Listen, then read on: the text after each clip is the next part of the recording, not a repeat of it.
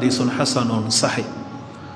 প্রশংসা মাত্র আল্লাহ সুবহানাহু ওয়া তাআলার, যিনি বিশ্ব জগতের একমাত্র মালিক, যিনি আমাদেরকে সৃষ্টি করেছেন, যিনি আমাদের জীবন এবং মৃত্যুর মালিক, যিনি আমাদের রাজ্জাক, যার পক্ষ থেকে রিজিক এসেছে। তিনি আমাদের কর্মবিধায়ক, তিনি আমাদেরকে সুরক্ষাকারী, তিনি আমাদের ওয়াকিল।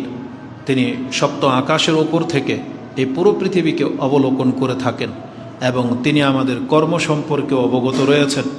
তিনি আমাদেরকে হেফাজত করেন, তিনি আমাদেরকে সুযোগ দেন এবং তিনি আমাদের তওবা গ্রহণ করে থাকেন। আমরা সেই সত্তার প্রশংসা করি, আলহামদুলিল্লাহ। সালাতু ওয়াস সালাম প্রিয় নবী মুহাম্মদুর রাসূলুল্লাহ সাল্লাল্লাহু আলাইহি ওয়াসাল্লামের প্রতি, যাকে এই পৃথিবীতে দিন প্রতিষ্ঠার জন্য প্রেরণ করেছিলেন এবং যিনি তা করে দেখিয়েছেন এবং আমাদেরকে সেই প্রতিষ্ঠিত দিনের উপরে রেখে গেছেন এবং আমাদেরকে ওসিয়ত করেছেন যেন আমরা মৃত্যু পর্যন্ত দিনের উপরে কায়েম থাকি। আমরা যেন আমাদের দিনকে শক্তভাবে আঁকড়ে ধরি, আমরা যেন আমাদের দিন পালন করার মধ্য দিয়েই যেন পৃথিবী থেকে আমরা বিদায় হই, এমনটাই আমাদেরকে আদেশ করা হয়েছে। এবং তিনি আমাদেরকে সব রকমের কল্যাণকর পথ বাতলে দিয়েছেন এবং আমাদের জন্য যেগুলো ক্ষতিকর, যেই ক্ষতির দিকগুলো আমরা সম্মুখীন হব, তিনি আমাদেরকে সেই সম্পর্কেও সতর্ক সাবধান করে গেছেন। পৃথিবীর শেষ প্রান্তে কি হতে যাচ্ছে আল্লাহ সুবহানাহু ওয়া তাআলা তার মাধ্যমে আমাদেরকে জানিয়েছেন। তা আমরা সে রাসূলের প্রতি সালাত এবং সালাম পাঠ করি, যাকে এই পৃথিবীতে শক্তিশালী শাসক করে প্রেরণ করা হয়েছিল, যাকে কাফেররা 1 মাস দূরত্বের পথ থেকে ভয় পেত। আমরা সেই নবীর প্রতি সালাত এবং সালাম পাঠ করি। আমরা বলি আল্লাহুম্মা সাল্লি ওয়া সাল্লিম ওয়া বারিক আলা নবিয়িকা মুহাম্মদ। এটা হচ্ছে রমজানের পর দ্বিতীয় খুতবা। এই সময়গুলোতে আমাদেরকে যে বিষয়গুলো নিয়ে আলোচনা করার প্রয়োজন সেগুলো হচ্ছে ইস্তেকামাত, দিনের উপরে ইবাদতের উপরে টিকে থাকা, এবং যে ইবাদতগুলো আমরা প্রতিনিয়ত করি সেগুলো যেন আল্লাহ কবুল করেন। এই বিষয়গুলো নিয়ে আজকের খুতবা আমি প্রস্তুত করেছিলাম, কিন্তু আমাদের দেশের মানুষের মেন্টালিটি, অজ্ঞতা, মূর্খামির কারণে সেই বক্তব্য স্থগিত করতে বাধ্য হয়েছে। কেননা নেট খুললে আপনারা যারা আছেন আপনাদের জন্য ওই বিষয়টা বেশি প্রযোজ্য ছিল যে ইবাদতের দিকে আমরা যেন অটুট থাকি বা ইবাদতের দিকে যেন মনকে ঝুঁকাই, কিন্তু এই বক্তব্য নেটে যাবে। অধিকাংশ মানুষ যে ফাত্রামিতে লিপ্ত হয়েছে, তারা ইবাদতকে এখন নগণ্য করে দেখতেছে। এখন তাদের ডাক সুর ফিলিস্তিনে তারা জিহাদে যাবে, এটা হচ্ছে তাদের ডাক। তো আলহামদুলিল্লাহ, আল্লাহ সুবহানাহু ওয়া তাআলা কোনো না কোনো একটা ইস্যুর কারণে ইসলামের কোনো না কোনো একটা বিধানকে জাগিয়ে দেন। যেমন রাসূলুল্লাহ সাল্লাল্লাহু আলাইহি ওয়াসাল্লামের সিরাত আমরা অধিকাংশ মানুষ পড়ি না, কিন্তু যখনই কোনো কাফের দেশে রাসূল সাল্লাল্লাহু আলাইহি সাল্লামকে নিয়ে কটূক্তি করা হয়, তখনই মুসলিমদের সেই চেতনা ফিরে আসে। তখন আবার দেখা যায় রাসূলুল্লাহ সাল্লাল্লাহু আলাইহি সাল্লামের মান সম্মান নিয়ে বক্তব্য পেশ করা হয়, তখন মানুষ এটাকে জানার চেষ্টা করে। ঠিক যেমনি মুসলিমদের উপরে কোনো না কোনো আঘাত আসে, তখনই মুসলিমদের হুঁশ আসে যে আমাদেরকে প্রতিবাদে আসতে হবে। অথচ এই নেটের জগৎ ছাড়াও এই পৃথিবীতে সবসময় মুসলিমদের উপরে কোনো না কোনো দেশে কোনো না কোনো জায়গায় তারা অত্যাচারিত হয়েছে আর হচ্ছে, যেটা আল্লাহ 7 আকাশের উপর থেকে তিনি দেখতে পাচ্ছেন। আমরা তখন ঘুমিয়ে, আমরা তখন খানাদানা, আমরা তখন আমোদ প্রমোদ নিয়ে ব্যস্ত, কিন্তু আল্লাহ সুবহানাহু ওয়া তাআলা তিনি সব দেখতে পাচ্ছেন, আমরাই শুধু অন্ধ। কিন্তু যখন আল্লাহ আমাদেরকে দেখিয়ে দিলেন, এটা আলহামদুলিল্লাহ যে এখন পুরো বিশ্বের মুসলিমদের মধ্যে এতটুকু তো অন্তত সেন্স ফিরে এসেছে যে না, আমাদেরকে প্রতিবাদী হতে হবে। কিন্তু আফসোস, প্রতিবাদী হয়েছে তারা, কিন্তু প্রতিবাদটা কিভাবে করতে হবে সেটা এখন আর তারা তাদের আলেমদের কাছ থেকে নিচ্ছে না। তারা তাদের নবীদের সুন্নাহ কি সেটা প্রক্ষেপ করতেছে না, কোরআন হাদিস কি বলে এটা আর দেখতেছে না। এখন প্রত্যেকেই মুজতাহিদ, প্রত্যেকে এখন মানে মুফতি, প্রত্যেকে এখন মানে মুজাহিদ, তার কিছু নাই। ওকে ধাক্কা দিলেও পড়ে যাবে, ও এখন বলতেছে যে ও জিহাদে গিয়ে ও ইহুদিদেরকে কচুকাটা করবে। তো আমরা ওইদিকে যেতে চাচ্ছি না, আপনাদের আবেগ নিয়ে আমরা খেলবো না, কারণ আমরা এই নির্বুদ্ধিতা দেখেছি, যে তারা তাদের আলেমদেরকে পর্যন্ত ছুঁড়ে ফেলে দেবে যদি হক কথা বলে, তার মন মতো না হলে ছুঁড়ে ফেলে দেবে।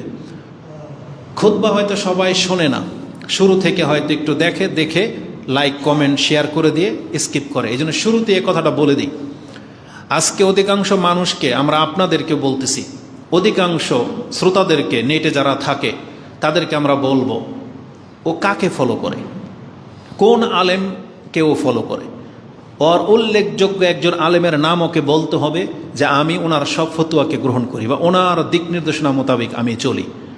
সেটা আহলে হাদিস বলেন আর হানাফি বলেন, যে কোনো মতবাদের লোক হোক, আপনি দেখতে পাবেন অধিকাংশ শ্রোতা অনুসারীরা ও নির্দিষ্টভাবে কোনো একজন আলেমকে ফলো করে না।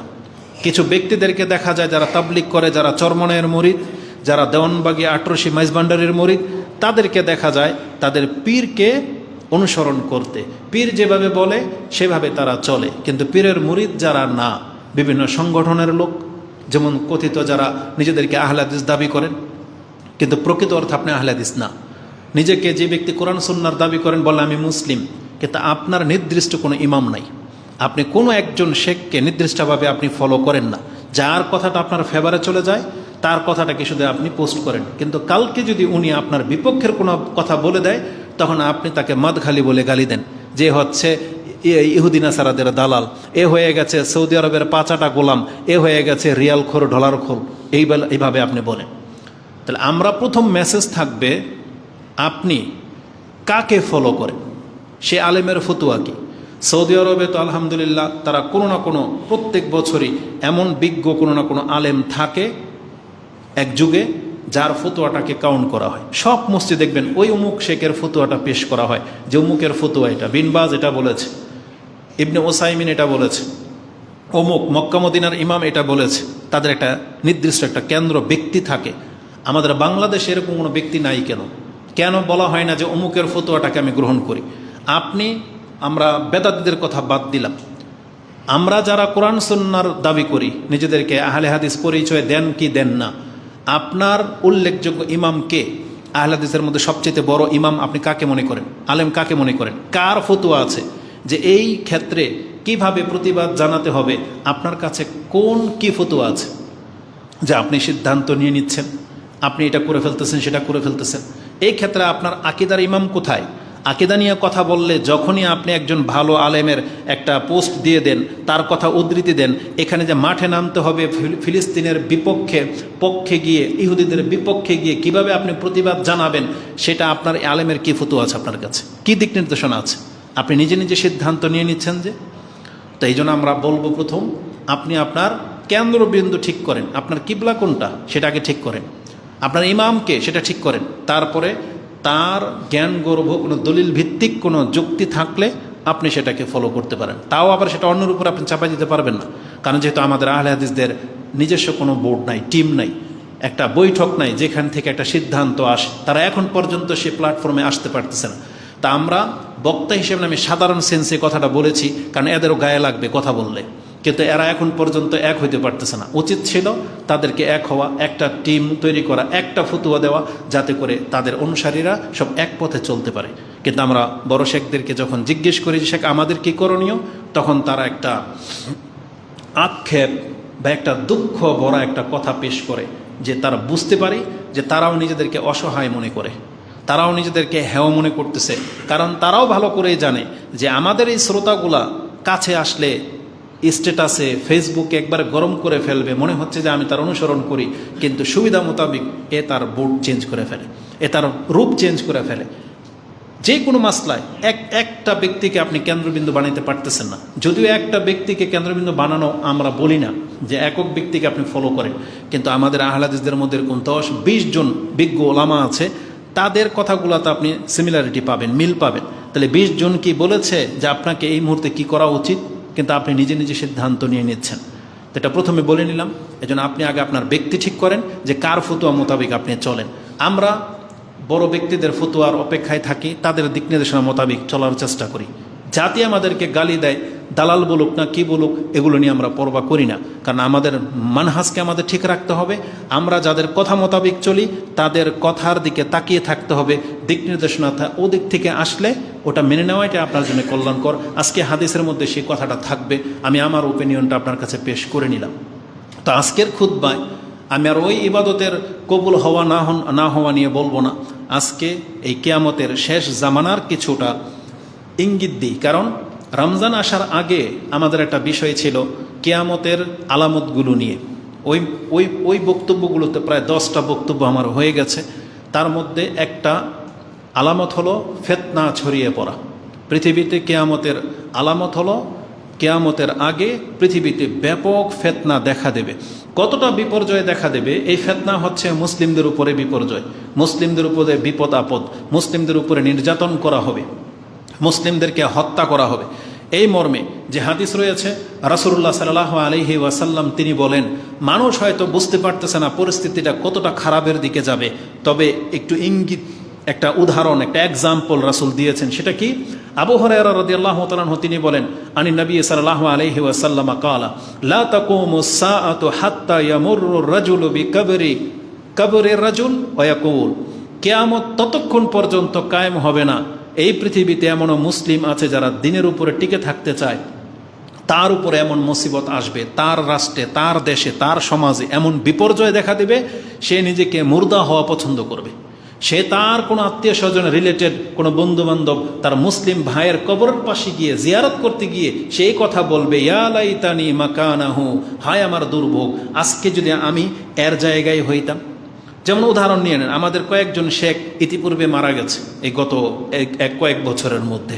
তাদের মধ্যে ধরে নেন বাংলাদেশের যারা গণ্যমান্য ব্যক্তি, তাদের মধ্যে হচ্ছে দেলোয়ার হোসেন সাইদি রাহেমাহুল্লাহ,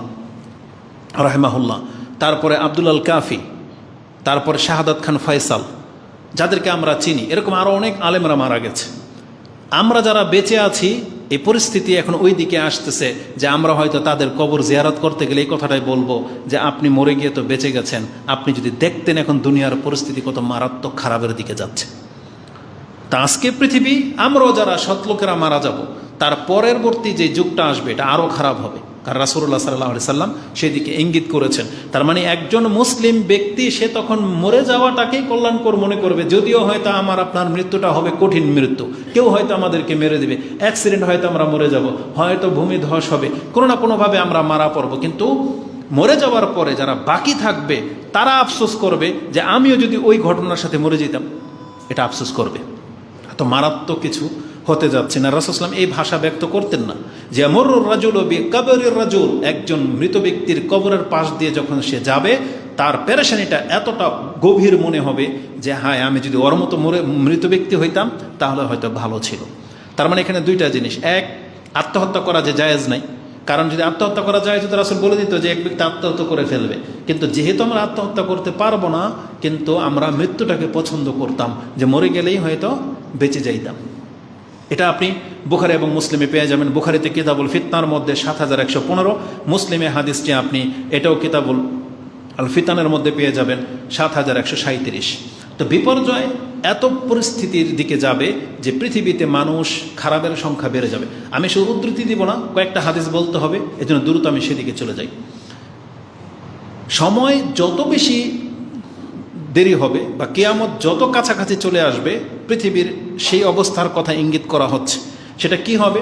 রাসূলুল্লাহ সাল্লাল্লাহু আলাইহি ওয়াসাল্লাম তিনি সাহাবায়ে কেরামদেরকে উপদেশ দিয়ে বলতেন যে আমি যেটা দেখতে পাচ্ছি, কি হবে তোমাদের যখন তোমরা সমস্ত মানুষগুলো, মুসলিমগুলা খারাপের মাঝে বসবাস করবে, তোমাদের চারপাশে যখন খারাপের সংখ্যা বেড়ে যাবে, কিভাবে তোমরা সেই দিন বেঁচে থাকবে? রাসূল সাহাবীদেরকে বলতেছেন কি হবে তোমাদের, এটা আমি নিয়ে ভাবি যে আমার ভয় হচ্ছে। সে ভাষাগুলো কি? আব্দুল ইবনে আমর ইবনুল আস, আমর ইবনুল আস মানে আব্দুল ইবনে আমর ইবনুল আস, আন্না রাসূল সাল্লাল্লাহু আলাইহি ওয়াসাল্লাম ক্বাল কাইফা বিকুম ওয়া বিজামানিন, কিভাবে তোমরা থাকবে ওই সময়, ওই যুগে। অথবা তিনি বলেছিলেন ইউশিকু, আমার ভয় হয়, আই ইয়াতিয়া জামানুন, তোমাদের উপরে এমন একটা যুগ আসবে, গারবালুন নাস ফিহি গারবালাতান, যেইভাবে ভালো এবং মন্দকে চালা হয়, ছাকা হয়। যেমন ধরেন আপনি আটা নিয়ে আসছেন, আটাতে কেরি থাকে, মানে ময়লা থাকে, পোকা থাকে, তখন আপনি এটা চালনি দিয়ে চালেন, আটাগুলো পড়ে যায়, চালনিতে কি থাকে, ময়লা বা কীটপতঙ্গ থাকে। আপনি বিল্ডিং বানাতে বালু চালে না, বালুটা নিচে পড়ে যায়, চালনিতে কি থাকে, ময়লা, এগুলো থেকে যায়। আমাদেরকে চালা হবে, বরং আল্লাহ সুবহানাহু ওয়া তাআলা ফিল্টারিং করবেন পুরা পৃথিবীকে। আল্লাহ সুবহানাহু ওয়া তাআলা ভালো মানুষগুলোকে পৃথিবী থেকে বিদায় করে দেবেন, আর পৃথিবীতে টিকে থাকবে কারা, খারাপ মানুষগুলো। রাসূলুল্লাহ সাল্লাল্লাহু আলাইহি সাল্লাম এই কথাটাই বলেছেন যে ভালো মানুষের মৃত্যু হতে থাকবে, একমাত্র খারাপরাই বাকি থাকবে। রাসূল বলেছেন এমন একটা যুগ আসবে, ইউগারবালুন নাস, মানুষকে ছাকা হবে, চালা হবে, ফি গারবালাতান তাবকু হোসালাতুন মিনান নাস, শুধুমাত্র খারাপ মানুষগুলো পৃথিবীতে বেঁচে থাকবে, তারা শুধু বেঁচে থাকবে। কাদ মারিজাত উহুদুহুম ওয়া আমানাতুহুম, যারা তোমার সাথে ওয়াদাকে ভঙ্গ করবে, তোমার আমানতকে নষ্ট করবে। তার মানে পৃথিবীর মানুষের সংখ্যা এমন ব্যাপকভাবে খারাপ হয়ে যাবে, যারা মানুষের ওয়াদাকে নষ্ট করবে এবং মানুষের আমানত রাখলে আমানতকে খেয়ানত করে দেবে, নষ্ট করে দেবে। এবং রাসূল বলেছেন ওয়াখতালাফু, এবং ইখতিলাফ চরম পর্যায়ে চলে যাবে, কেউ তোমার পক্ষে পাবে না, সব ইখতিলাফ, একজনের সাথে ইখতিলাফ করতেই থাকবে। ফাকানু হা কাজা, এটা বলে দিয়ে রাসূল সাল্লাল্লাহু আলাইহি ওয়াসাল্লাম তার হাতের আঙ্গুলগুলোকে এভাবে শক্ত করে একটার ভিতরে একটা করে টাইট করে দেখায় না, এভাবে দেখিয়েছেন যে তোমার জন্য জীবনযাপন করা এরকম সংকীর্ণ হয়ে যাবে। হাতের আঙ্গুলগুলোকে যদি আপনি ঢুকিয়ে দেন, একটু ফাঁক থাকে না, তার মানে অধিকাংশ সৎ লোকের জন্য রাস্তায় চলাচল করা এতটা কঠিন হয়ে যাবে, তার জীবন এতটা দুর্বিষহ হয়ে যাবে। রাসূলুল্লাহ সাল্লাল্লাহু আলাইহি ওয়াসাল্লাম আমাদেরকে সেই দিকে ইঙ্গিত করেছেন। আজকে ওই পরিস্থিতি হয়তো এখন পর্যন্ত আমাদের উপরে আসে নাই। একটু আগে গাড়ি দিয়ে যখন আসতেছিলাম, আমাদের ভাই জিজ্ঞেস করেছেন ইমাম মেহেদী দাজ্জাল আসার সময় কি খুব কাছাকাছি চলে আসছে? তখন আমি বললাম আমরা তো আর ওই আমাদের মুফতিদের মতো না, যারা ডেট সহ বলে দিতে পারে। আর এই লাঞ্ছিত জাতি তারপরেও তাদেরকে গ্রহণ করে। 2022-এ নাকি কিয়ামত হয়ে যাবে, দাজ্জাল মেহেদী সব চলে আসতেছে, তারপরে এত কিছু করে ভাইরাল হয়ে গেল, কোথায় খবর নাই। কিছুদিন আগে সে চলে গেছে আরব দেশে, বলতেছে ওখানে গিয়ে ভিডিও করেছে, আপনারা জানেন না আমি কেন আরব দেশে আসছি, কারণ ইমাম মেহেদী আসার সময় হয়ে গেছে। লজ্জাও নাই, এভাবে কথা বলে। কয়দিন পরে দেখলাম আবার বাংলাদেশে এসে বলতেছে আমি এখন চিটাগাং যাব, ওখান থেকে কি হবে, গাজওয়াতুল হিন্দ চিটাগাং থেকে শুরু হবে। বোঝেন কথাবার্তা। এখন বলতেছে যে 2025 সালের উপরে কি, ওদিকে আমরা যেতে চাচ্ছি না। তো মানুষ এদেরকে নিয়েই পড়ে আছে, আর এরাই অধিকাংশ মানুষকে গুমরা করে ছেড়ে দিচ্ছে। ইমাম মেহেদী কবে আসবে তারা ডেট সহ বলে দেয়, এবং বক্তব্যের টপিকস এগুলো খুব কাছাকাছি, শীঘ্রই চলে আসবে। আর এই কথা এভাবে কথা বললে তো সবারটাই সঠিক হবে। যদি বলেন না যে ইমাম মেহেদীর সময় খুব ঘনিয়ে চলে আসছে, এটা আপনি বলেন, আপনারটা ভুল হবে না, কারণ এটা বাস্তব, কারণ পৃথিবীর সময় তো শেষ হয়ে যাচ্ছে। কিন্তু সেই সময়টা কি করে, কত বড় দুঃসাহস না থাকলে এরকম কথা বলতে পারে যে অমুক তারিখে অমুক অমুক মাস বা অমুক বছর, এগুলো ভণ্ডামি ছাড়া কিছু না। তো কথা হচ্ছে যে ইমাম মেহেদী যখন আসবে বা দাজ্জালের যে সময়টা হবে, আপনি অন্যান্য হাদিসগুলোর ভাষা কেন ভুলে যান, একটা জিনিসকে কেন শুধু ফোকাস করেন? বরং দাজ্জালের আগে কথা হয়েছে, একটা বর্ণনা হলো পূর্ব দিকে আগে সূর্য উঠবে, তারপরে দাজ্জালের ঘটনা। এগুলো তো সমন্বয় করা হয় নাই, এগুলো তো এইভাবে রেখে দেওয়া হয়েছে। সাহাবী বলতেছে যে রাসূলুল্লাহ সাল্লাল্লাহু আলাইহি ওয়াসাল্লাম যে আলামতগুলো বলছে, তার মধ্যে দাজ্জালের আগে কোনটা আগে এটা আমি জানি না, হয় আগে প্রাণী কথা বলবে অথবা পূর্ব দিক থেকে সূর্য উঠে যাবে, কেউ কেউ এটাকে আগে বলছে। তারপরে বলছে পৃথিবীর এমন সংকীর্ণ পর্যায়ে চলে যাবে যখন যেখানে সেখানে হত্যা। কিন্তু আজকে বাংলাদেশে হত্যা হয়, কিন্তু এই যে আপনি মসজিদের মধ্যে নামাজের জন্য উপস্থিত হয়ে গেছেন, সারা রাত ধরে তাহাজ্জুদ পড়তে পারবেন, সফর করতে পারবেন, কেউ বাধা দিবে আপনাকে? এখন কি বম্পিং হয় বাংলাদেশে? তার মানে আপনি এখন নিরাপত্তায় আছেন। এইভাবে পৃথিবীর বহু রাষ্ট্র নিরাপত্তায় আছে, শুধু ফিলিস্তিন, ইন্ডিয়া, মায়ানমার এগুলোতে হচ্ছে। কিন্তু এই পরিস্থিতিটা পুরো পৃথিবীর মুসলিমের সাথে হবে। বলা হয়েছে মুসলিমদের জন্য জীবন সংকীর্ণ হয়ে যাবে। এটা শুধু ফিলিস্তিনের ঘটনা না, এটা আপনার বাংলাদেশেও ঘটবে, এটা ইন্ডিয়াতে ঘটবে, এটা আপনার সৌদি আরবের মতো জায়গায় পর্যন্ত ঘটবে। আজকে সৌদি আরব, কাতার, কুয়েত, দুবাই, তাদেরকে শান শৌকতের সাথে দেখতে পাচ্ছেন। বেশি দিন এই নিয়ামত আল্লাহ সুবহানাহু ওয়া তাআলা স্থায়ী রাখবে না, তারা খারাপ হওয়া শুরু হয়ে গেছে। তারা খারাপ হওয়া মানে তাদের বিপদকে ডেকে আনতেছে, এটাও হাদিসে আছে, একটু পরেই বলবো। পৃথিবী এত সংকীর্ণ হয়ে যাবে, ইমাম মেহেদী যে যুগটা মানুষ প্রত্যাশা করবে যে সহ্য জুলুম আর সহ্য হচ্ছে না, আল্লাহ সুবহানাহু ওয়া তাআলা একজন ন্যায়পরায়ণ শাসক কেন আমাদের কাছে পাঠায় না, ওই তখনকার ঘটনা এটা। কিন্তু তার আগে আপনার জীবন অতিষ্ঠ হয়ে যাবে। বলা হয়েছে দাজ্জাল আসার আগের যে সময়টা হবে কয়েক বছর বৃষ্টি বন্ধ হয়ে যাবে, কয়েক বছর তারপরের দুর্ভিক্ষ শুরু হয়ে যাবে, খাদ্যের ঘাটতি দেখা দেবে। দাজ্জালকে মানুষ এমনিতে গ্রহণ করে নেবে না। দাজ্জাল তো আসবে একটা পীরের ভেষ, ও তো আল্লাহর ওলি। দাজ্জাল কি আছে? রাসূল সাল্লাল্লাহু আলাইহি ওয়াসাল্লাম দুই ব্যক্তিকে তাওয়াফ করতে দেখেছেন, প্রথম ব্যক্তি দ্বিতীয় ব্যক্তি। বলছে প্রথম ব্যক্তিটাকে যার শরীরে ঘাম ঝরতেছে, একটু লম্বা চুল, হ্যাঁ, গেটিটা উঁচা, তখন বলতেছে এটা হচ্ছে ঈসা মাসিহ। বলছে পরে যে তাওয়াফ করতে দেখলেন, বলছে এটাকে, বলছে এটা মাসিহুদ দাজ্জাল, এ কোকড়ানো চুল, এটা হচ্ছে দাজ্জাল। তাহলে কাফের কি তাওয়াফ করে? ও মুসলিম রূপে আসবে, আল্লাহর ওলি রূপে আসবে, বলবে যে আমি আল্লাহ, নিজে ডাইরেক্ট আল্লাহ দাবি করবে। দাজ্জাল এটা করবে না, যেটা আমাদের পীরেরা দাবি করে, যে ওরা এখন আংশিক মুর্দাকে জিন্দা করে দিতে পারে, আপনাকে রিজিকে বাড়াই দিতে পারে। আর ও বড় দাজ্জাল, বড় পীর হয়ে আসবে, আর ও বলবেন আমি আল্লাহর ওলি, ডাইরেক্ট বলবে আমি আল্লাহ। ও বলবে বৃষ্টি হতে বৃষ্টি ঝরে যাবে। আল্লাহ এই ক্ষমতাকে দিয়ে রেখেছে। তার মানে সেই দুর্ভিক্ষের কবলে পড়েছেন আপনি, এখন আপনি ডিসাইড করে নিচ্ছেন যে মেহেদির সময় চলে আসছে। এটা কত বছর লাগবে এটা আল্লাহ সুবহানাহু ওয়া তাআলা ভালো জানে। এটা হতে পারে 2, 4, 5, 10 বছরের মধ্যে হয়ে যাবে, আবার আল্লাহ চাইলে এটা 2, 1, কয়েকশো বছর পরেও হতে পারে। কিন্তু এটা আপনি আলামত দেখে তো ডিসাইড করতে পারেন না। ধোঁকা খেয়ে যায় না এদের বক্তব্যের ধরন দেখে। আপনার কাছে মনে হবে যে পরিস্থিতি এতটাই ঘোলাটে হয়ে গেছে, না, এখনো এতটা ঘোলাটে হয় নাই।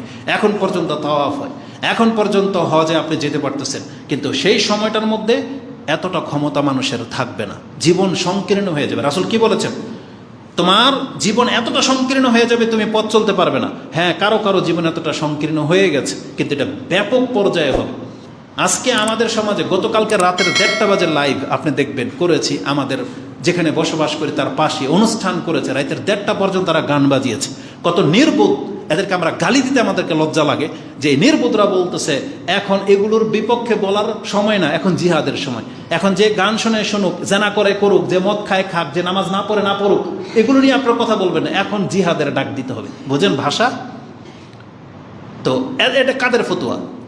এর ওস্তাদকে, যারা এই যে এগুলো লিখে ফেসবুকের মধ্যে, নেটের মধ্যে শুধু আপনি দেখতে পাবেন, বলতেছে এক বাপের বেটাও যে আমরা যদি এখন ইসরায়েলের পার্শ্ববর্তী রাষ্ট্র হইতাম তাহলে ইহুদিদেরকে দেখিয়ে দিতাম। আরে তুমি তোমার পার্শ্ববর্তী রাষ্ট্র ইন্ডিয়ারে কিছু দেখাও, তোমার ঘরের লগে মন্দির, ওদের কিন্তু কিছু কইতে পারো না।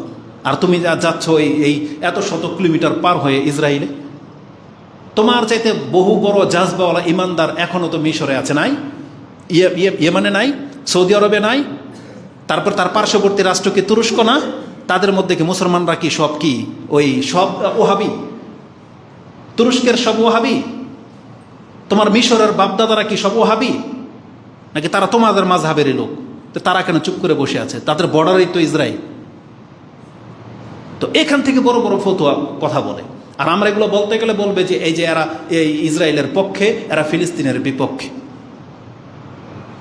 যেখানে আমাদের নবীদেরকে হত্যা করেছে ইহুদিরা, আপনাকে ছাড়বে, আমাদেরকে ছাড়বে? তাহলে আমরা ইহুদিদের দালাল? যেখানে আমাদেরকে আমাদের কোরআন দিয়ে আল্লাহ সুবহানাহু ওয়া তাআলা জানিয়েছে ইহুদিদের চরিত্র সম্পর্কে, যে ইহুদিরা তোমাদের নবীদেরকে পর্যন্ত ছাড়ে নাই।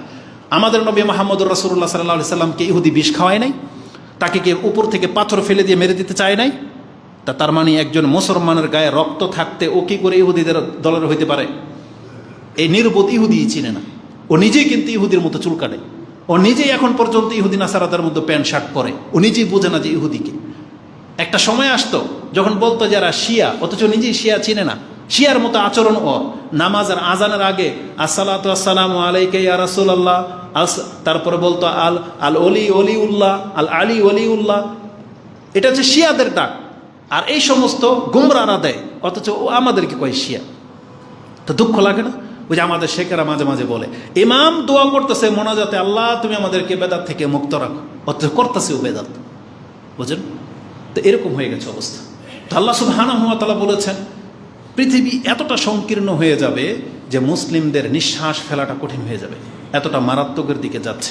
তখন রাসূলুল্লাহ সাল্লাল্লাহু আলাইহি ওয়াসাল্লাম বলেছেন এত কঠিন যখন হয়ে যাবে তখন তোমরা কি করবে? তখন রাসূল সাল্লাল্লাহু আলাইহি ওয়াসাল্লামকে জিজ্ঞাসা করা হয়েছে ওয়া কাইফা বিনা ইয়া রাসূলুল্লাহ, ওই সময়ে তাহলে আমরা কিভাবে টিকবো, কিভাবে চলবো, আমাদেরকে দিক নির্দেশনা দেন।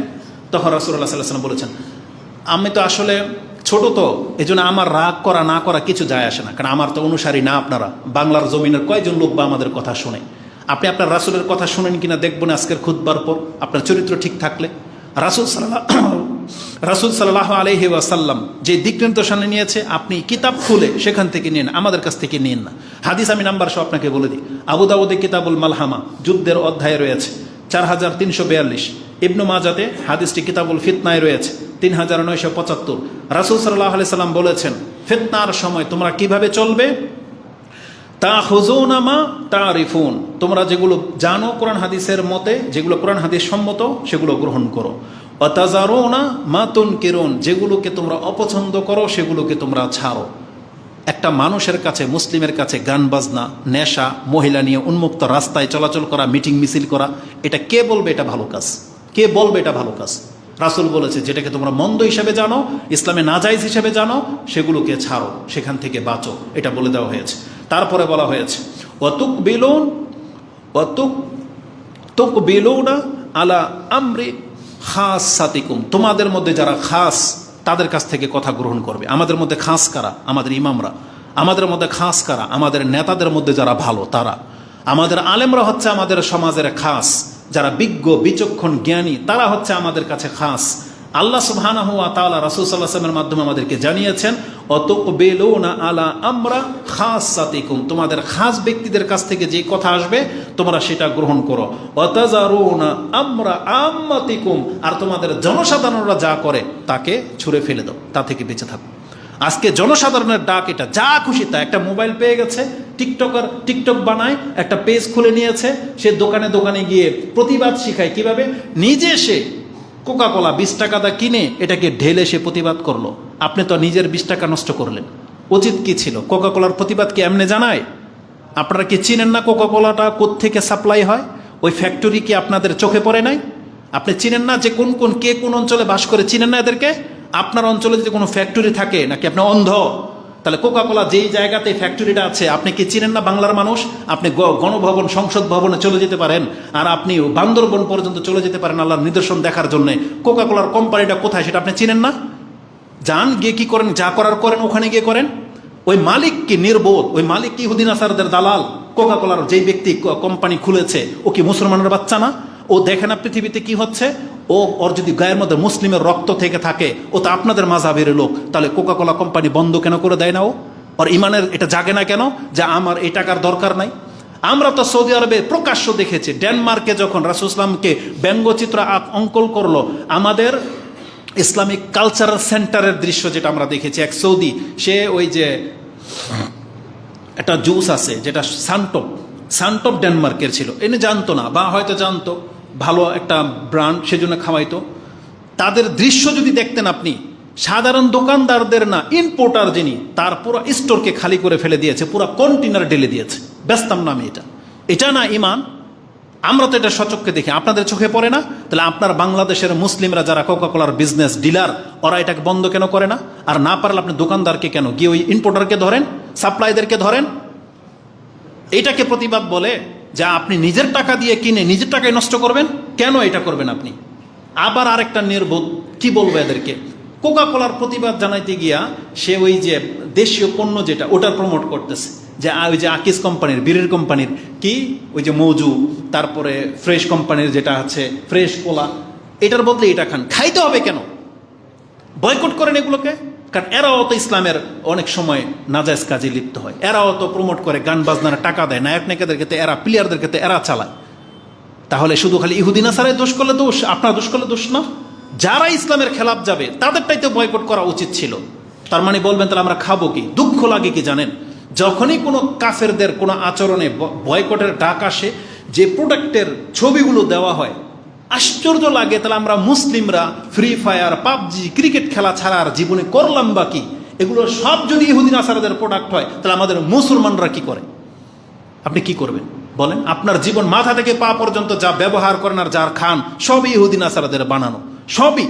তাহলে এটাকে যখন প্রতিবাদের আসে তখন কেন মাথায় আসে, তার বিকল্প কেন আমাদের মুসলিম রাষ্ট্রগুলোতে কোনো ব্যবস্থা নেয় না? কেন তারা শুধু খালি ইহুদি নাসারাদের উপরে ওই এই রং তামসার মধ্যে লিপ্ত?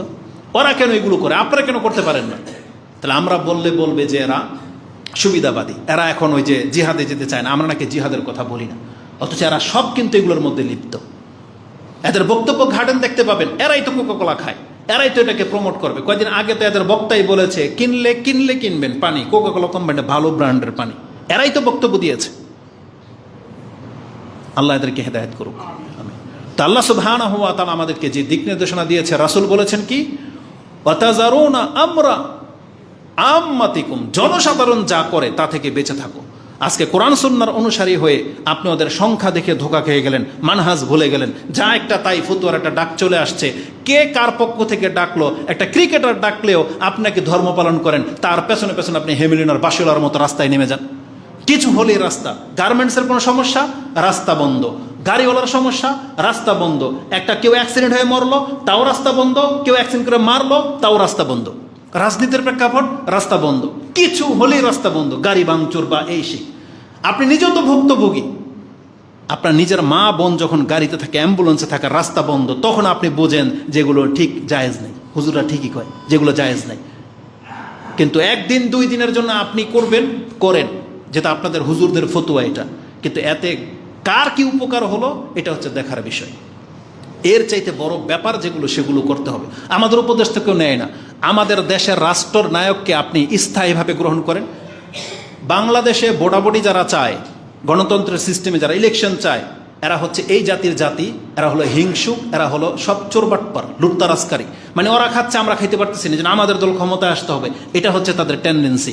দ্বিতীয়ত হচ্ছে বাংলাদেশে একটা ইলেকশন আসা মানে 50 বছরের জন্য বাংলাদেশকে পিছিয়ে ফেলে দেওয়া। এটা তো আমি কেন, সবাই জানেন। একটা ইলেকশন হওয়া মানেই, একটা সরকারকে পরিবর্তন করে দেওয়া মানে 50 বছরের নিচে আপনি ফেলে দিলেন একটা রাষ্ট্রকে। কারণ ইলেকশনের মধ্যে কত মারামারি, কত কাটাকাটি, কত টাকা নষ্ট হয়, কত জালিয়াতি হয়, কত কি সমস্যা হয়, এগুলো সবাই জানে। তাহলে মুসলমানদের যাদের ডাকে লাখো মানুষ রাস্তায় নেমে যায়, তারা এখন ডাক দিয়ে বাংলাদেশটাকে একজন আলেমের হাতে কেন নিয়ে আসতে পারতেছে না? তারা ডাকলে তো পুরো রাস্তা ব্লক হয়ে যায়। তারা বলে আগুন জ্বালিয়ে দিবে। তাহলে তারা রাষ্ট্রটাকে একজন ভালো আলেমের কাছে একবার স্থায়ীভাবে গেঁথে কেন দেয় না? কেন ডিক্লেয়ার হচ্ছে না যে বাংলাদেশে আর কোনো গণতন্ত্র চলবে না, ইলেকশন নাই? আমাদের দেশের যারা মাথা, যারা ভালো বোঝে, তারা রাষ্ট্র চালাবে এককভাবে, জনসাধারণ এটাই মেনে নেবে। কিন্তু করেন না কেন? এটা ফাঁসাই দিয়ে কেন বসে আছেন? যাকে এতদিন ঘুষখোর বলতেন, এখন তার মতন হিরু নাকি নাই? এটাই তো আমাদের চরিত্র। তারপরে আমরা যেই বসুক, আপনারাও বসে যান, সেটা জামাত ইসলাম হোক বা ওই খেলাফতের মজলিসের কেউ হোক, একটা মুসলমান তার খেলাফ যাবে না। যে কেউ, একটা চরমপন্থীও যদি বসে যায়, রাষ্ট্রে নায়ক হয়ে যায়, কোরআন সুন্নাহওয়ালাদের কারো কোনো প্রতিবাদ থাকবে না। কারণ আমাদেরকে শিক্ষা দেওয়া হয়েছে রাষ্ট্রনায়কের আনুগত্য করা ফরজ। তার ভালোটা গ্রহণ করতে হবে, তার মন্দর ক্ষেত্রে তার উপদেশ দিতে হবে, তাকে ছুঁড়ে ফেলে দিতে বলা হয়নি। তাহলে আজকে বাংলাদেশে এটা একটা মানে ইসলামীকরণ করে, আলহামদুলিল্লাহ, এটা ইসলামের একদম হুবহু কাছাকাছি তাকে ক্ষমতায় বসিয়ে দেওয়া হয়েছে। এখন তাকে টিকিয়ে থাকার জন্য চেষ্টা করেন, কিন্তু আরেক দল লেগে আছে, না, একে সরাইতে হবে, কাজ করতে দেন, ওনাকে সাথে হয়ে ওনাকে শক্তিশালী করেন। এগুলো তো আমাদের কাছ থেকে উপদেশ নেবে না। আমাদের ডিফেন্সকে বলেন, আমাদের যুবকদেরকে স্কুলের মধ্যে এই অস্ত্রের ট্রেনিং নেওয়া শিখান, আমাদেরকে অস্ত্র কেনার অনুমতি দিয়ে দেন, বা আমাদের কাছ থেকে অস্ত্র নিয়ে আপনারা ডিফেন্স শক্তিশালী হন। যেখানে যে কোনো সময় আল্লাহ বলেছেন মুসলিমদের শত্রু হচ্ছে, প্রকাশ্য শত্রু হচ্ছে ইহুদি এবং যারা শিরিক করে আল্লাহর সাথে। ইহুদিরা পশ্চিম দিকে আছে, আর পূর্ব দিকে মুসলিমদের শত্রু কারা? হিন্দুরা। এই হিন্দুত্ববাদ যারা মুসলিমদের মসজিদগুলোকে ভেঙে দিচ্ছে, আপনি পার্শ্ববর্তী রাষ্ট্র হয়ে কিছুই করতে পারলেন না, আর আপনি এত দূরের ব্যাপারে আপনি নাক গলান, যেটা কিছুই করতে পারবেন না আপনি, হামতাম দেখানো ছাড়া। কে কি করে, কে কি পোস্ট করে, তা আমরা তো দেখি। আমাদের আর এটা ছাড়া আর কিছু বলার নাই। তা আল্লাহ সুবহানাহু ওয়া তাআলা আমাদেরকে হেফাজতের মালিক। রাসূলুল্লাহ সাল্লাল্লাহু আলাইহি সাল্লাম বলেছেন, জনসাধারণ যা করে জ্ঞানীদের উচিত তা থেকে তুমি মুখ ফিরিয়ে রাখো। জনসাধারণের সাথে তুমি ভেসে গেলে চলবে না, তাই বিপদ যত কঠিন হোক না কেন। এ হাদিস আবু দাউদ এবং ইবনে মাজাতে রয়েছে। রাসূলুল্লাহ সাল্লাল্লাহু আলাইহি ওয়াসাল্লাম আমাদেরকে বলেছেন, এই হাদিসটা বুখারীতেও আছে, যেটা আপনি 480-তে পাবেন। ইঙ্গিত আছে সামান্য, যে পৃথিবীতে যে খারাপ মানুষের সংখ্যা বেড়ে যাবে, অতটুকু কথা শুধু ইঙ্গিত আছে, 480 নম্বরে পেয়ে যাবে। এই পৃথিবীর রাষ্ট্রের অবস্থা কি হবে এটাকে আপনাকে বলে দিই, বরং আপনি জেনে নেন। এই খারাপ শুধু বাংলাদেশে না, এই খারাপই আরব দেশে চলে যাবে। পৃথিবীর প্রত্যেকটা মুসলিম রাষ্ট্রের মধ্যে খারাপের সংখ্যা বেড়ে যাবে। রাসূলুল্লাহ সাল্লাল্লাহু আলাইহি সাল্লাম একদিন ঘুমিয়েছিলেন। যায়নাব বিনতে জাহাশ, রাসূল সাল্লাল্লাহু আলাইহি স্ত্রী, উম্মাহাতুল মুমিনিন, তিনি বলতেছেন, আন্না নবী সাল্লাল্লাহু আলাইহি ওয়াসাল্লাম ইস্তাইকাজা মিনান নাওম, ইস্তাইকাজা মিনান নওম, রাসূল সাল্লাল্লাহু আলাইহি ওয়াসাল্লাম হঠাৎ করে একদিন ঘুম থেকে জেগে, মানে আতঙ্কিত হয়ে জেগে তিনি বলতেছেন, ও হুয়া ইয়াকুল, তিনি বললেন লা ইলাহা ইল্লাল্লাহ, লা ইলাহা ইল্লাল্লাহ, লা ইলাহা ইল্লাল্লাহ ওয়াইলুল লিল আরাব মিন শাররিন কাদ ইত্তারাব। আরবদের ধ্বংস খুব কাছাকাছি চলে আসছে। কিসের জন্য? তাদের খারাপের কারণে। মিন শাররিন বলা হয়েছে আরবদের খারাপের কারণে আরবদের ধ্বংস কাছাকাছি চলে আসছে। কাদ ইত্তারাব, একবারে নিকটে চলে আসছে। এটা কিসের ভিত্তিতে রাসূল সাল্লাল্লাহু আলাইহি ওয়াসাল্লাম বললেন আরবরা যে খারাপ হয়ে যাবে, আর খারাপ হয়ে গেলে এদের ধ্বংস অনিবার্য? রাসূল বলেছেন ফুতিহা আল ইয়াউমা মিন রাদমিল ইয়াজুজ ওয়া মাজুজ কাহাজা। রাসূলুল্লাহ সাল্লাল্লাহু আলাইহি ওয়াসাল্লাম তিনি হয়তো সাহাবীদেরকে এভাবে গোল করে দেখিয়েছিলেন। 10-এর মধ্যে দেখা যায় না, এটা 1 আর এটা 0, 10, এইভাবে আরবরা 10 দেখায়। তো এইভাবে রাসূল সাল্লাল্লাহু ইঙ্গিত করেছিলেন যে এই যে এতটুকু, আর আমরা কি করি, মানে হালাকাটা, এই যে গোলটা যে এতটুকু ছিদ্র করে ফেলেছে ইয়াজুজ মাজুজ, আজ থেকে 1400 বছর আগের রাসূল সাল্লাল্লাহু এটা সংবাদ। 1450, 1450 বছর ধরে নেন রাসূলুল্লাহ সাল্লাল্লাহু আলাইহি ওয়াসাল্লামের এই সংবাদ। তার মানে এই 1400 বছরে আরব কতটা খারাপ হয়েছে এটা আপনাদের চোখের সামনে। আমরা নাকি আরবদের খারাপ দেখি না, বলি না, হ্যাঁ আরব অনেক খারাপ হয়ে গেছে, কিন্তু আমাদের দেশের চাইতে এখনো ভালো আছে। যতটা খারাপ বাংলার মুসলিম, তার চাইতে অনেকটা আরব এখনো ভালো আছে, যেটা আমরা থেকে দেখে আসছি। ইসলামের খ্যাদমত দেখতেছি। আপনি মুখ পুছে নিলে এটা আপনার দোষ, আপনার চোখে সমস্যা, কিন্তু আপনি সত্যকে এটাকে উপেক্ষা করতে পারেন না। ওদের মধ্যে অনেক খারাপ আছে, তবে পার্সেন্টেজে আমাদের চেয়ে ভালো আছে, জেনে নেন। আর যেই দিন পার্সেন্টেজে ওরা খারাপের সংখ্যা বেড়ে যাবে, তখন আপনি জেনে নেন আমরা বললেও আল্লাহ এদেরকে ধরবে, না বললেও আল্লাহ এদেরকে ধরবে। আজকে দুবাই, কাতার, কুয়েত যতটা খারাপ হয়ে গেছে, ওপেন যেভাবে তারা রাষ্ট্রকে ওই দিকে নিয়ে যাচ্ছে, এই সৌদি আরবও ওই দিকেই যাবে। এক পর্যায়ে উন্নতের চরম শিখরে পৌঁছে যাবে, উন্মুক্তভাবে ল্যাংটা ঘুরবে, জেনা হবে, মদ হবে, সব কিছুই উন্মুক্ত হয়ে যাচ্ছে দিন দিন। তারপরে দেখেন এদের অবস্থাটা কি হয়। রাসূলুল্লাহ সাল্লাল্লাহু আলাইহি সাল্লাম বলেছেন এটা। তখন উম্মাহাতুল মুমিনিন যায়েনাব রাদিয়াল্লাহু তাআলা জিজ্ঞেস করলেন, আনাহলিকু ওফিনা সালিহুন, ইয়া রাসূলুল্লাহ আমাদের মধ্যে সৎ লোকেরা বাকি থাকবে, তারপর আমাদেরকে হালাক করে দেওয়া হবে? তার মানে আজকে আরবের কিছু সৎ লোক আছে, কিন্তু পাপের মাত্রা যেহেতু বেড়ে যাচ্ছে, আল্লাহ রাসূল সাল্লাল্লাহু আলাইহি সাল্লাম বলেছেন নাম, হ্যাঁ এটাই করা হবে। ইজা কাসুরাল খাবাস, পাপীরা যখন বেড়ে যাবে, পাপ যখন বেড়ে যাবে, তখন সেই সমাজের গুটি কয়েক ভালো লোক থাকবে, কিন্তু তাদেরকে সহ আল্লাহ সুবহানাহু ওয়া তাআলা হালাক করে দেবে। ওই কয়েকটা ভালো লোকের কারণে দেশকে আল্লাহ টিকিয়ে রাখবে না, তখন পুরো জাতির উপরে আযাব আসবে ওই খারাপ মানুষগুলোর কারণে। এটা আপনি হাদিস পেয়ে যাবেন বুখারী এবং মুসলিমে। বুখারীতে হাদিসটি 3346, মুসলিমে হাদিসটি 7127, ইবনে মাজাতে হাদিসটি 3953-তে রয়েছে, যে রাসূল বলেছেন পাপ যখন মাথাচাড়া দিয়ে উঠবে, তখন সেই জাতিকে আল্লাহ রাখবে না। তার মানে এটা হচ্ছে পৃথিবীর শেষ দিকে কি পরিস্থিতি হতে যাচ্ছে, সেটাকে শুধু আপনি ইঙ্গিত দিচ্ছি।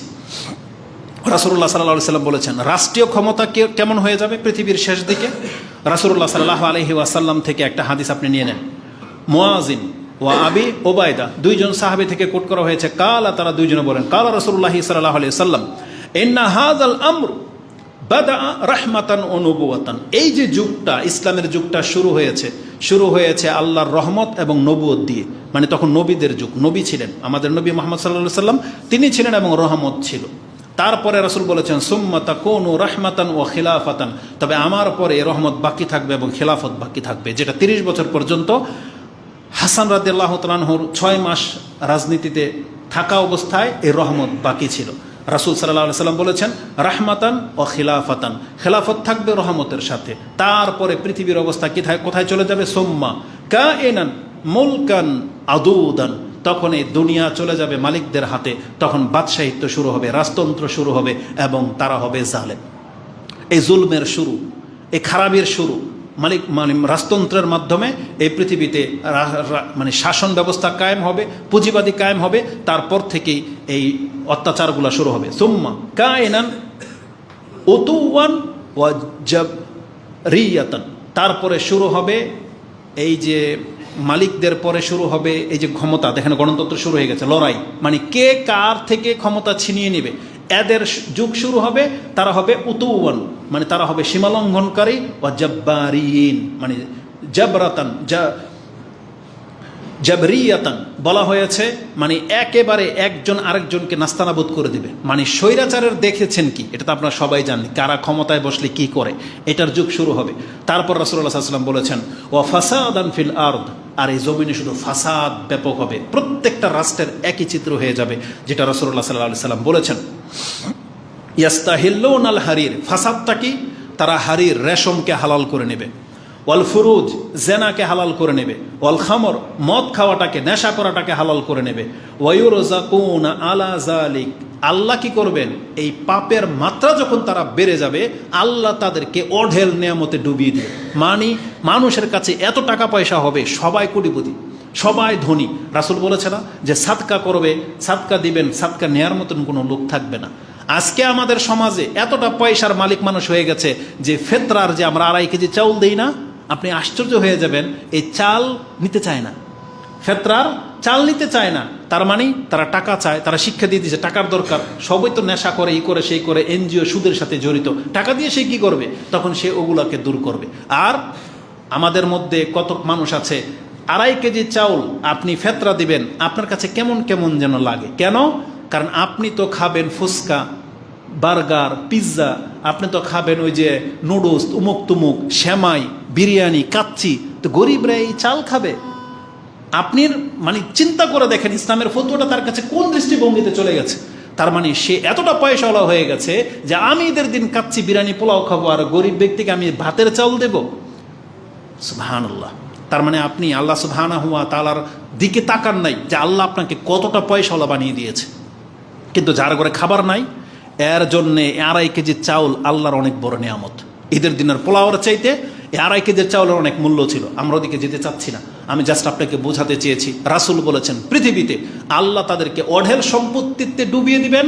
রেজাল্ট কি? আল্লাহ সন্তুষ্ট হয়ে দিবেন না, আল্লাহ এদের পাপের কারণে এত নিয়ামত দিয়ে দিবেন যাতে ও আর তওবা করার দিকে ওর মনই না ঝোঁকে, ও আমোদ প্রমোদ করতে করতেই মরে যাবে, তারপর আল্লাহর সাথে তাদের সাক্ষাৎ হবে। এটা হচ্ছে পৃথিবীর চিত্র।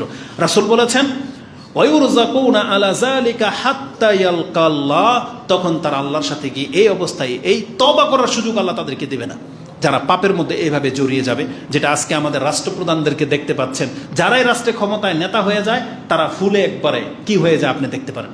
তাদের জীবনটাই কাটে কিভাবে, তারা তওবার নাম পর্যন্ত নেয় না। লাখ ও কোটি টাকা তারা রিজার্ভ করে নিয়ে উদাও হয়ে গেছে, বা তারা রিজার্ভ ব্যাংকে পাঠিয়ে দিয়েছে, কিন্তু তারা ভুল করে নেই, তওবা করার মতো তাদের কোনো কিছু ঘটে নাই।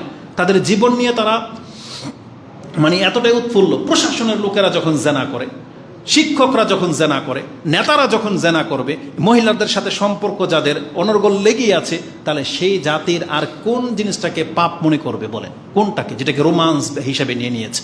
তো রাসূলুল্লাহ সাল্লাল্লাহু আলাইহি সাল্লাম বলেছেন এটা হচ্ছে পৃথিবীর চিত্র। আমাদের করণীয় কি ছিল? আমাদেরকে তো বলা হয়েছিল, এবার আমি খুতবাকে সংক্ষিপ্ত করে দিই, আমাদেরকে তো বলা হয়েছিল আমরা যেন দুনিয়ামুখী না হই, আমরা যেন পরকালমুখী হই। আমাদেরকে কে রাসূল ইসলাম থেকে দিক নির্দেশনা দিয়ে দেওয়া হয়নি? আল্লাহকে আমাদেরকে জানাই নাই আমাদের সম্পর্কে। এই পৃথিবীর যখন পরিস্থিতি এদিকে চলে যাবে, ওই যে যখন বলতেছেন ইমাম মেহেদী আসবে, ঈসা আলাইহিস সালাম আসবে, সেই যুগটা কেমন হবে এই হাদিসটি আমি আপনাকে স্মরণ করে দিতে চাই। সাওবান রাদিয়াল্লাহু তাআলা তিনি বলতেছেন, কালা রাসূলুল্লাহ সাল্লাল্লাহু আলাইহি ওয়াসাল্লাম ইউশিকু, আমার ভয় হয়, আল উমাম আন তাদা আলাইকুম কামা তাদা আল আকলাতু ইলা কাসআতিহা, যেভাবে ক্ষুধার্ত মানুষ খাদ্য পেলে খাদ্যের প্লেটে এসে চারদিক থেকে তাড়াতাড়ি বসে যায়, খাদ্যকে ছিন্ন ভিন্ন করে খেয়ে ফেলে, আমার ভয় হয় আমার উম্মতের উপরে সারা বিশ্বের ইহুদি নাসারা কাফের বৌদ্ধ মুশরিক তারা এইভাবে ঝাঁপিয়ে পড়বে। এইভাবে তারা খাদ্যের দিকে যেভাবে ঝাঁপিয়ে যায়, মুসলিমদের উপরে তারা ঝাঁপিয়ে পড়বে। তখন একজন সাহাবী বলতেছেন, ইয়া রাসূলুল্লাহ অমিন কিল্লাতিনা নাহনু ইয়াউমা ইজিন, আমরা কি সেই দিন সংখ্যায় কম থাকবো, মানে মুসলিমদের সংখ্যা কম থাকবে, এই জন্য তারা এরকম করবে? রাসূলুল্লাহ সাল্লাল্লাহু আলাইহি সাল্লাম বলেছেন, বাল আনতুম ইয়াউমা ইজিন কাসীর, বরং তোমরা হবে সংখ্যায় সবচেয়ে বেশি, তোমরা মুসলিমরা হবে সংখ্যায় অনেক বেশি, কাসীর তোমাদের অনেক সংখ্যা থাকবে, ওয়ালাকিন্নাকুম গুসাউন কা গুসাইস সাইল, কিন্তু তোমাদের মান মর্যাদা হলো ওই বন্যার পানিতে ভেসে আসা খড়কুটার মতো, যেগুলোর কোনো মূল্য নেই। মানে এত সংখ্যক মুসলিম, কিন্তু এই মুসলিমের কোনো মূল্য নাই। এগুলো হচ্ছে সব গোসা কা গুসাইস সাইল। আজকে আমাদের সমাজের দেখেন, এত মুসলিম, এত যুবক বাংলার জমিনে থাকা সত্ত্বে বাংলাদেশের আধা হাত বাড়ানোর ক্ষমতা আমাদের হয়নি। কেন? চারদিক থেকে ইন্ডিয়া ঘিরে রেখেছে, অথচ বাংলাদেশ এতটুকু জায়গা নিয়ে আপনি এখানে কাটাকাটি মারামারি করে শেষ। অথচ আপনার মধ্যে ইসলামের জাজবা থাকলে, মুসলিমের রক্ত থাকলে, ইমান থাকলে, বিচক্ষণ থাকলে আপনার তো উচিত ছিল যে আমি আমার ঘরের ভিতরে কাটাকাটি না করে আমার সীমানাটাকে আধা হাত বাড়াই। এটা তো উচিত ছিল। আর এটা আপনি দেশের জন্য না করেন, আল্লাহর জন্য করেন, যে আল্লাহর দিনকে কায়েম করতে করতে আমি পুরো বাংলাদেশ ইসলাম পালন হবে। এবং আমাদের পার্শ্ববর্তী মূর্তি পূজার মতন নোংরা কোনো পাপ আছে নাকি? আপনার ঘরের ভিতরে মূর্তি পূজা হয়, নিজের দেশের ভিতরে কিছুই করতে পারলেন না সারা জীবন। ওরা তো মসজিদ ভেঙে দিয়ে দেখিয়ে দিল, কিন্তু আমরা বাংলাদেশের মুসলিম, এটা কোন সহমর্মিতা বোঝায় যেখানে পুতুল পূজা হচ্ছে আল্লাহর সাথে সবচেয়ে বড় নাফরমানির একটা, যেখানে আমাদের নবীরা মূর্তি ভেঙেছে ক্ষমতা দখল করার পর। তাহলে আমাদের বাংলাদেশে মুসলিমদেরকে সেই ক্ষমতা হয় নাই? আপনি মূর্তিকে এখন পর্যন্ত জীবিত করে রেখেছেন, আপনারা উদ্বোধন করে দেন ভোটের জন্য শুধু। আর আপনি কি করবেন আপনার পার্শ্ববর্তী রাষ্ট্রকে, যারা এত বড় ক্ষমতা নিয়ে বসে আছে? আমরা ভোগ করতে করতেই শেষ। রাসূলুল্লাহ সাল্লাল্লাহু আলাইহি সাল্লাম বলেছেন, কাল গোসা ইসাইল, তারা হবে বন্যার ভেসে আসা ফেনার মতো। তারপর রাসূলুল্লাহ সাল্লাল্লাহু আলাইহি সাল্লাম বলেছেন, এটা কেন হবে? ওয়ালা ইয়ানজাআন্নাল্লাহু মিন সুদুরি আদুবিকুম আল মাহাবাতা মিনকুম। তোমাদের ক্ষেত্রে কাফেরদের অন্তরে যে একটা ভয় ছিল, আপনি কি জানেন রাসূলুল্লাহ সাল্লাল্লাহু আলাইহি সাল্লাম কিভাবে এসেছেন? রাসূল বলেছেন, আমাকে 5টা বৈশিষ্ট্য দেওয়া হয়েছে যেটার কাউকে দেওয়া হয়নি। তার মধ্যে একটা হলো, আমার নাম শুনলে, আমার টিমের নাম শুনলে 1 মাসেরও দূরত্বে আছে কাফের, তারপরেও ভয়ে থরথর করে কাঁপবে। এটা ছিল মুসলিম এবং মুসলিমদের টিম। রাসূলুল্লাহ সাল্লাল্লাহু আলাইহি সাল্লাম তিনি বলেছেন, মুসলিমদের এমন একটা সেনাদল আমাদেরকে আল্লাহ পাঠিয়েছে, আমার টিম, যাদের নাম শুনলে 1 মাসের দূরত্বে কাফের আছে তারপরও থরথর করে কাঁপবে, এতটা ভয় পায় মুসলিমদেরকে। কিন্তু আল্লাহ সুবহানাহু ওয়া তাআলা এই মুসলিমদের ক্ষেত্রে কাফেরদের অন্তর থেকে সে ভয়টাকে তুলে নেবে। বাংলার জমিন তার বাস্তব প্রমাণ।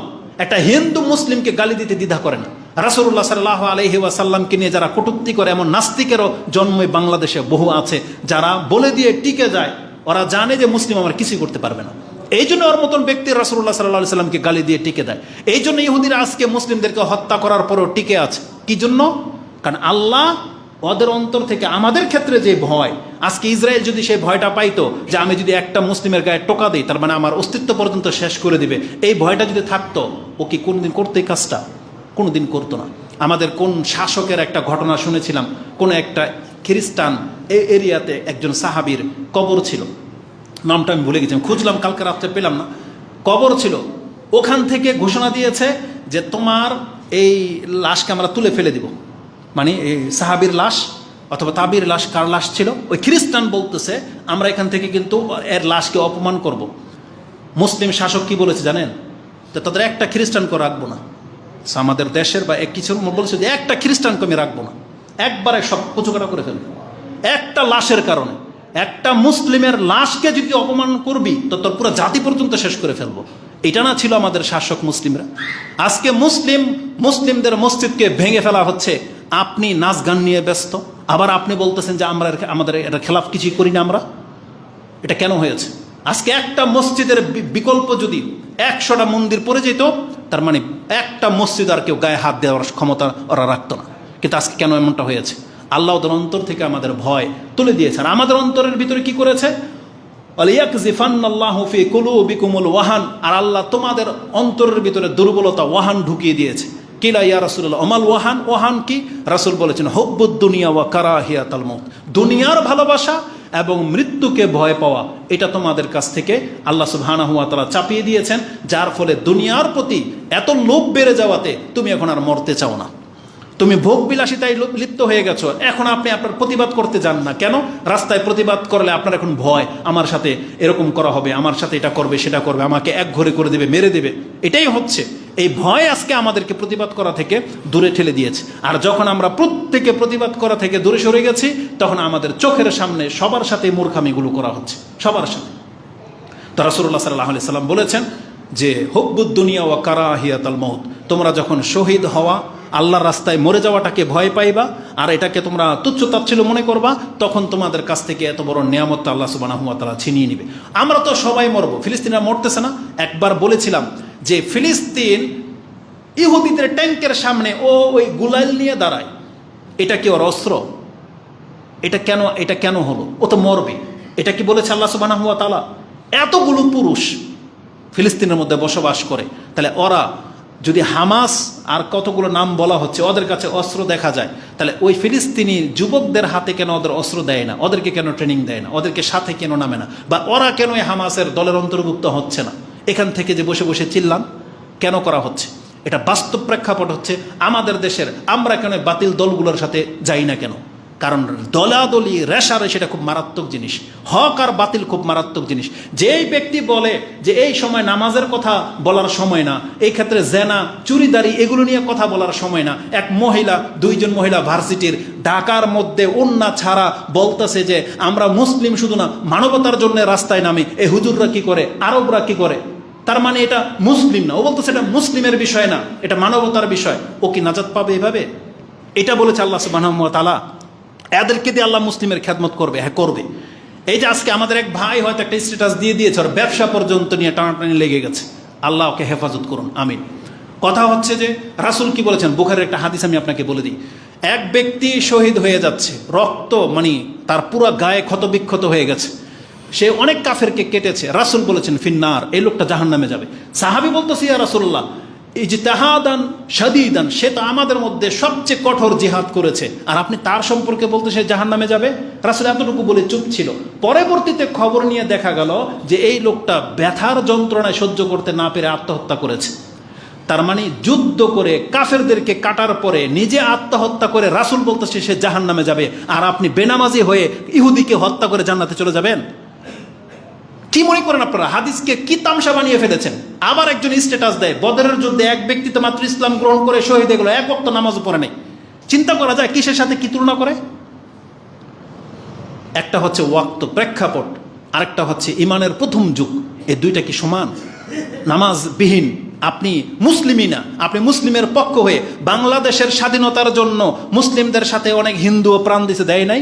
নেম প্লেটে তো ক্ষমতা আপনার লিখে দিয়েছেন, ওই যে কি যেন মানিক শহীদ, আব্দুল জব্বার, রহিম, এদের সাথে ওই মানিক মিয়াকে আপনি শহীদ, ওই কি হিন্দুদের নামগুলো, এদেরকে আপনি শহীদ তো দুনিয়াতে লিখে দিতে পারেন। আপনার লাজ লজ্জা কিছু নাই? ধর্মটাকে আপনার বাবার, এটা তো আল্লাহ সুবহানাহু ওয়া তাআলা নাজিলকৃত ধর্ম।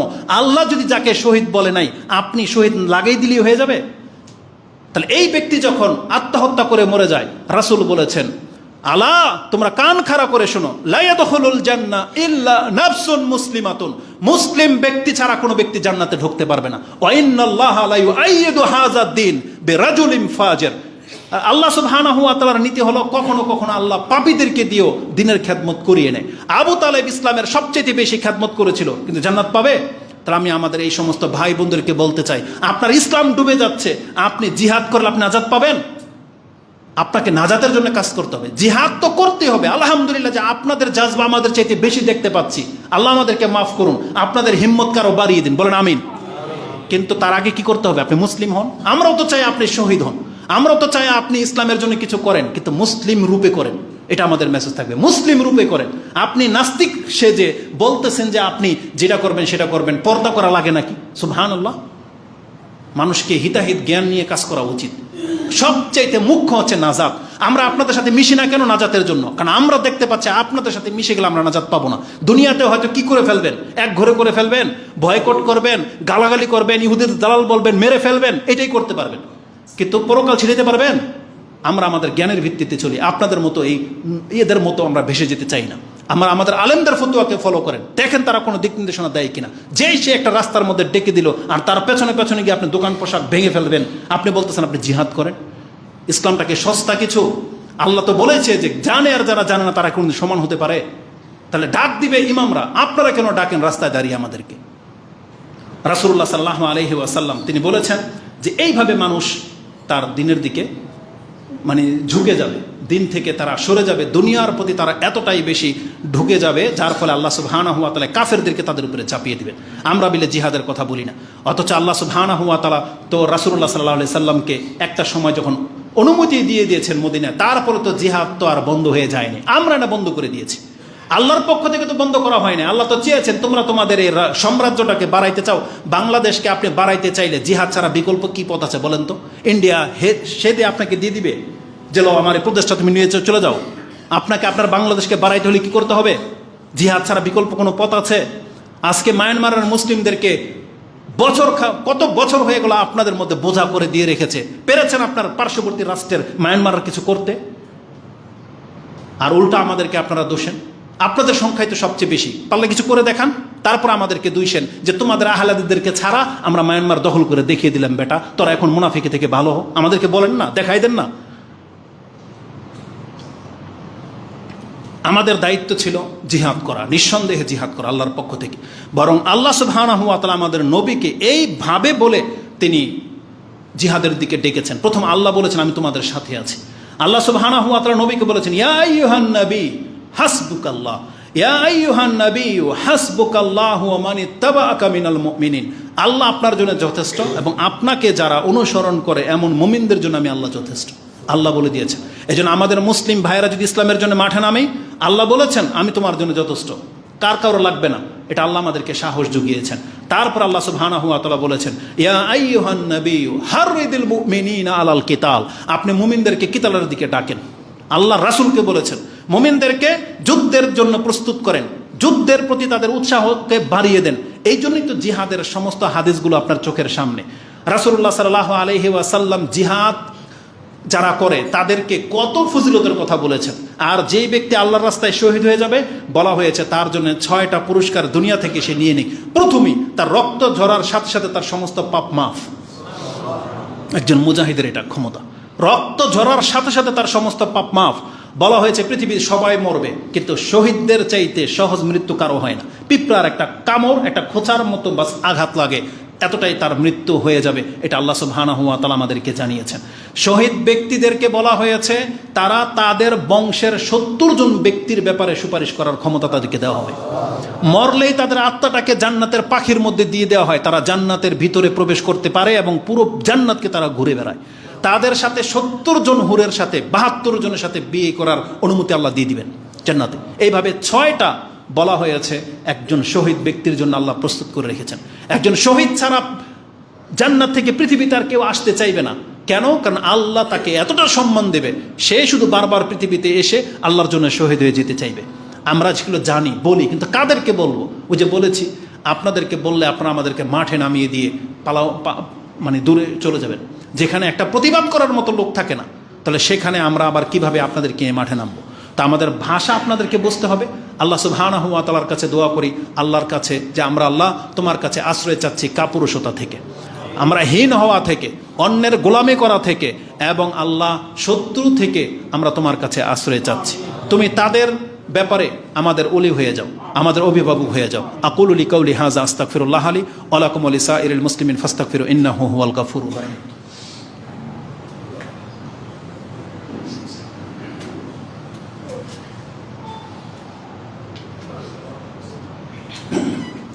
দোয়া আছে, থাক। আলহামদুলিল্লাহি রাব্বিল আলামিন, আসসালাতু ওয়াসসালামু আলা আশরাফিল আম্বিয়া ওয়াল মুরসালিন নবিয়িনা মুহাম্মাদিন ওয়া আলা আলিহি ওয়া সাহবিহি আজমাইন ওয়া বাদ। আল্লাহ সুবহানাহু ওয়া তাআলা আমাদেরকে জানিয়েছেন মুসলিমদেরকে ভয় পাওয়ার কোনো কিছু নাই। মুসলিমদেরকে শক্তিশালী, মুসলিম ছিল, শক্তিশালী আছে, শুধু সাহসটাকে এখন প্রকাশ করার শুধু সময়, যেটা ইহুদি নাসারারা দেখতে চাচ্ছে। এবং আল্লাহ সুবহানাহু ওয়া তাআলা যেন খুব শীঘ্রই এই ইহুদি নাসারাদেরকে মুসলিমদের আসল রূপটা যেন আল্লাহ দেখিয়ে দেন।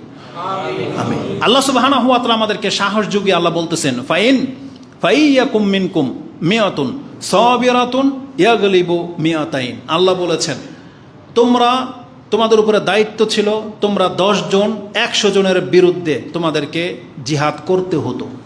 আরেক বর্ণনা আসছে পরের এই আয়াতের প্রথম অংশে তোমরা যদি 200 জন হও তাহলে 2000-এর বিরুদ্ধে তোমাদেরকে লড়াই করা আল্লাহ ফরজ করেছিলেন। আল্লাহ বলছে আল আন খাফফাফা আনকুম, এখন আমি তোমাদেরকে হালকা করে দিলাম।